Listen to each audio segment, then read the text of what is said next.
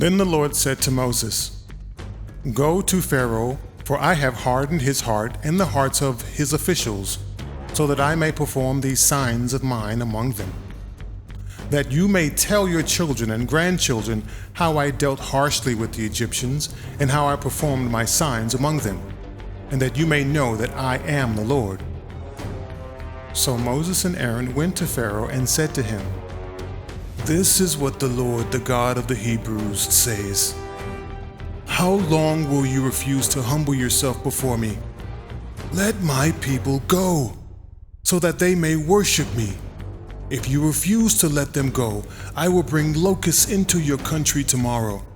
They will cover the face of the ground so that it cannot be seen.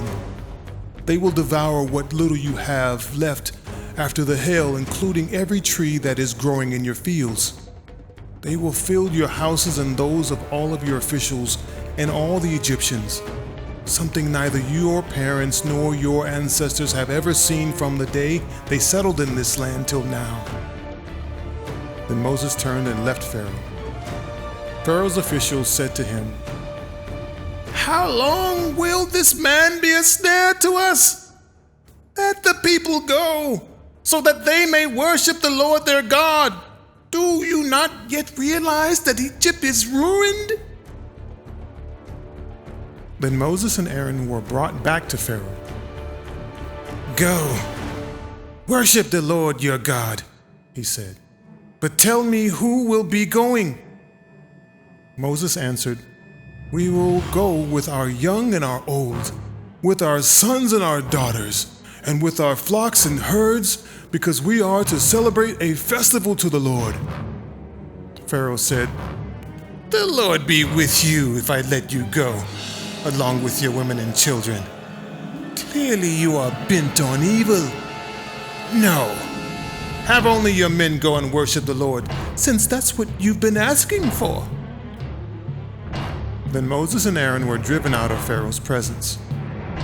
And the Lord said to Moses, "So that locusts swarm over the land and devour everything growing in the fields, everything left by the hail." So Moses stretched out his staff over Egypt, and the Lord made an east wind blow across the land all that day and all that night. By morning the wind had brought the locusts. They invaded all Egypt and settled down in every area of the country in great numbers. Never before had there been such a plague of locusts, nor will there ever be again. They covered all the ground until it was black. They devoured all that was left after the hail, everything growing in the fields and the fruit on the trees. Nothing green remained on tree or plant in all the land of Egypt. Pharaoh quickly summoned Moses and Aaron and said, I have sinned again. The Lord your God is against you. Now forgive my sin once more, and pray to the Lord your God to take this deadly plague away from me." Moses then left Pharaoh and prayed to the Lord. And the Lord changed the wind to a very strong west wind, which caught up the locusts and carried them into the Red Sea. Not a locust was left anywhere in Egypt. But the Lord hardened Pharaoh's heart, and he would not let the Israelites go. Then the Lord said to Moses, "Stretch out your hand toward the sky so that darkness spreads over Egypt, darkness that can be felt." So Moses stretched out his hand toward the sky, and total darkness covered all Egypt for 3 days. No one could see anyone else or move about for 3 days. Yet all the Israelites had light in the places where they lived. Then Pharaoh summoned Moses and said, "Go, worship the Lord. Even your women and children may go with you. Only leave your flocks and your herds behind." But Moses said, "You must allow us to have sacrifices and burnt offerings to present to the Lord our God.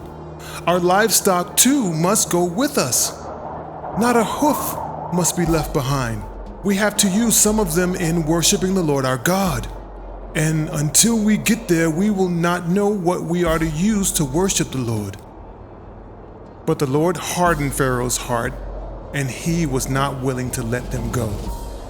Pharaoh said to Moses, Get out of my sight! Make sure you do not appear before me again. The day you see my face, you will die. Just as you say, Moses replied. I will never appear before you again.